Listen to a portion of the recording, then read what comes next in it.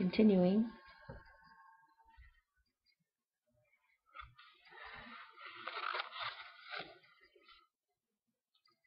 Today,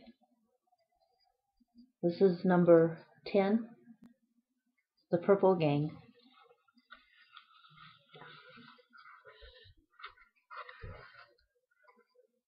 My second job was with Mr. Roberts, a druggist on Park Avenue.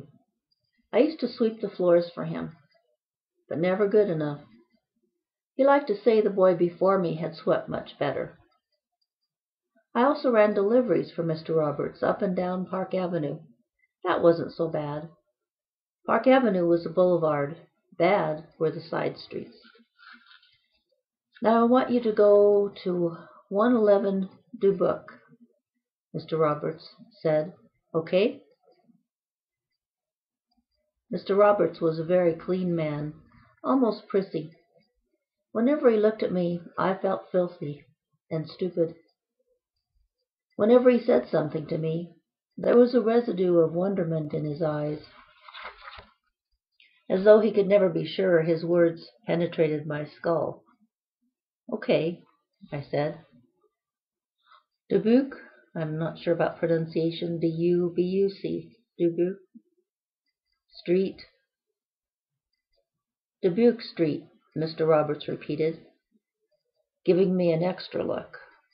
Okay. You're sure it's okay? Sure it's okay. Well, all right then, he said. 111. Now why, I wondered, would he make such a deal over Dubuque? What was so special about Dubuque? Though I'd never walked the street, I knew it. At least knew where it was, near Mount Royal Mountain. On my way, I met Duty. I told him where I was headed. He sized me up and down in admiration. You know who hangs out there on Dubuque? He asked. I did not know. The Purple Gang, he said, and from his expression, I assumed I was supposed to be startled. But I had never heard of them before.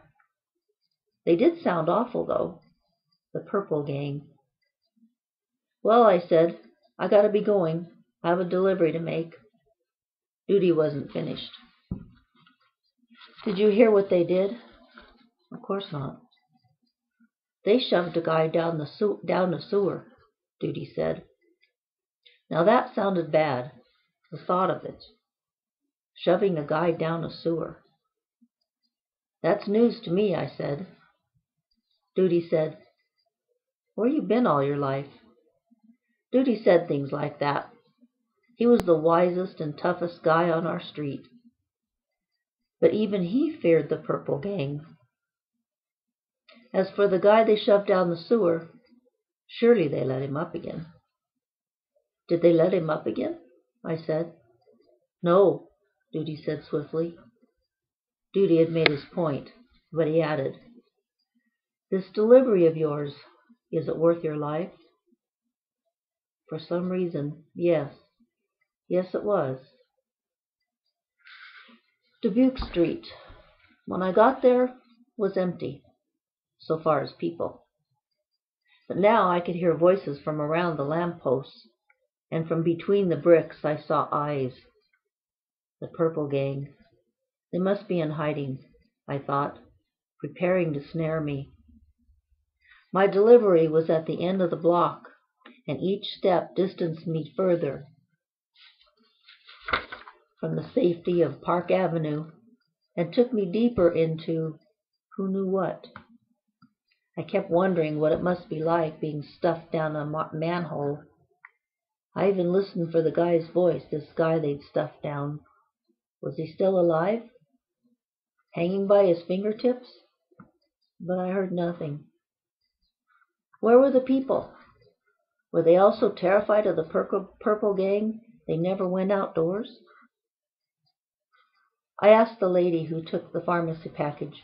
I said, what about the Purple Gang? She slammed the door in my face. Nice people here, I thought. They deserve a Purple Gang. so I saw no sign of them. I had imagined them all right, but then perhaps so did everybody else. Maybe there was no purple gang, except in the head. Wouldn't that be something? When I got back to the drugstore, Mr. Roberts gave me the stares. I had the feeling he had not expected me to return. He even seemed to check me limb for limb. "Everything go okay?" he said. "Yes," I said. "Made the delivery all right?" "Yes." "Nothing happened?"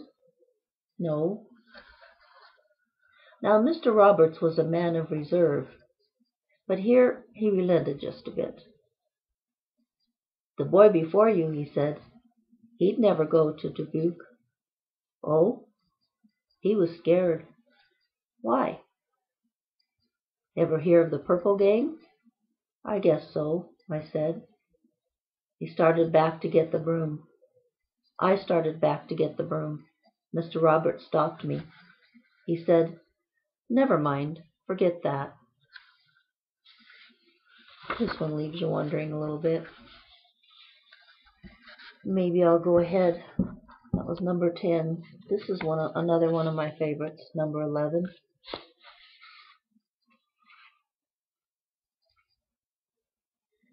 Nobody knows anything.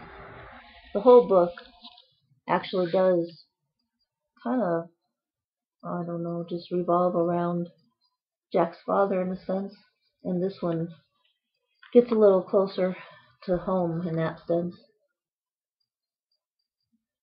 When my father was old and far removed from his beginnings, he once told me, "Life is the process of learning who you are." Back in Prochnik, Poland, my father had been a prodigy, though in his day weren't they all? By the age of 5, he started Torah, and at 10, he knew Torah and Mishnah. He mastered Gemarth and Midrash by 15, and in 18, he was in the depths of Zohar. Excuse my not being familiar with some of these. Then he drafted in the Tsar's army and fought for the Tsar in World War I. When he returned to Prochnik, he found his home destroyed by soldiers of the same Tsar. In the tradition of the sages, his father had been wrapped in a Torah scroll. Flesh and parchment set aflame. His sister had survived the pogrom and managed to flee to America. His mother had survived, and she fled to Israel, which was then known as Palestine. As for my father, he moved on to France, shaved his earlocks, married my mother, and went into business, the leather trade. My mother had been the spoiled daughter of a French Jewish aristocrat. She was a woman of taste. She was refined and delicate. My father did all he could to keep up with her. He assimilated, but it never took. For a while in France, he succeeded in business, and just when he was at his most successful, Hitler invaded. I was born a month after the invasion, July 1940, and not until we settled in Montreal, some 4 years later, did I begin to know my father. He had lived a life, but it was a life out of sync. Again in Montreal, he turned to business. He had a talent for failure. My mother used to say, "Your father has no head for business." So why did she prod him on? Because she wanted the good things in life, the things that could not be bought on a scholar's income. Left to his own choosing, the life of a scholar would have suited my father fine. He belonged in a house of study, secluded from the turmoil of business, removed from the urgencies of daily cares. In a yeshiva, his knowledge of Torah could be stimulated, his wisdom put to the test, and his worth as a scholar and as a man could be recognized and appreciated. But that never happened. He was a wanderer even among wanderers, and indignation burned in him for all that he was failed and missing in his life.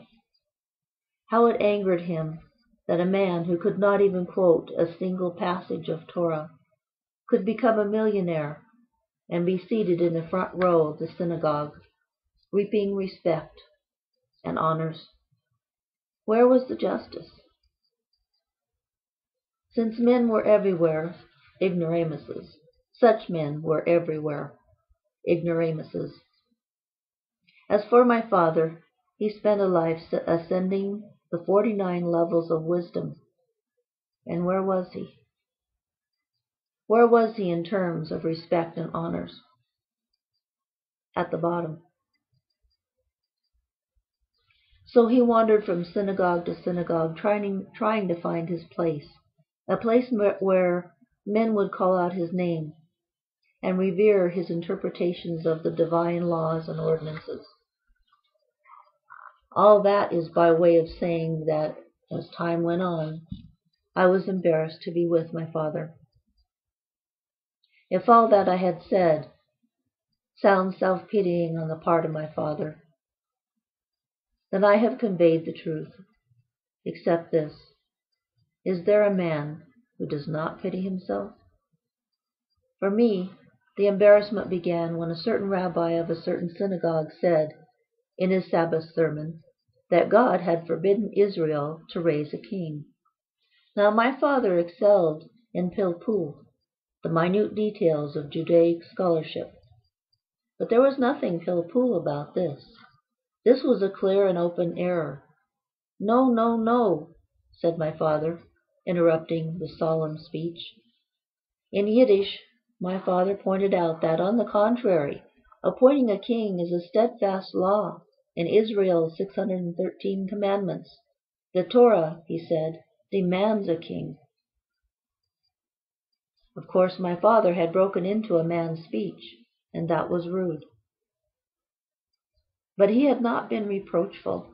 He had been polite, even timid, in his lecture, and in his mind was only performing a traditional yeshiva function, that of engaging a fellow Talmudist in debate. Did the congregation see it that way? Did the rabbi? Did the worshippers turn to my father with eyes of reverence as he cited chapter and verse? Not at all. They shook their heads and pounded their books in disapproval. As for the rabbi, he ignored my father. My father did not exist for him, and that was the great insult. All his knowledge and wisdom, what good did it do my father? Nobody listened. Nobody cared. Fools, my father said. My father told my mother. Such fools. So it was, Sabbath after Sabbath, synagogue after synagogue. Each time a rabbi was about to deliver a sermon, I'd get the jumps. I'd try to excuse myself. I said to my father, I'm going outside until it's over. No, he insisted I stay. And sure enough, the time came when the rabbi blundered, and my father corrected him. By degrees, my father grew bolder and louder. Later at home, exasperated, he'd say, nobody knows anything. And the reaction of the worshippers and the rabbis also increased in vehemence. People actually hissed when my father began to speak. Rabbis told him that if he had speeches to make, let him find his own congregation. It got so that when my father arrived at a synagogue, any synagogue, for his reputation had spread, the gabbai would implore my father to remain silent for the sake of order. My father would shrug, as if to say, it was out of his hands. His silence depended on the accuracy of the rabbi. He, my father, was making no promises. "Do you want order?" he asked, "or truth?" Usually they wanted order. As I grew up, I stopped accompanying my father to the synagogue, but judging from his frustrations when he came home from services, nothing had changed. What did he want? Nothing much. He wanted a man, even one man, who would slug it out with him, pillful by pillful, intellect against intellect. All he wanted was one person, his equal, to hear him out from Aleph to Taf, and he never found him. Then again, maybe there is no such person for any of us.